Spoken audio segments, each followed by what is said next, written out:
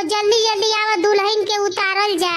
अरे ये मम्मी दुल्हनिया तो बड़ा दुबर पातर लागतिया, लागत तो खइले पियले नइखे, का एकर ओठवा सुखल साखल लागता।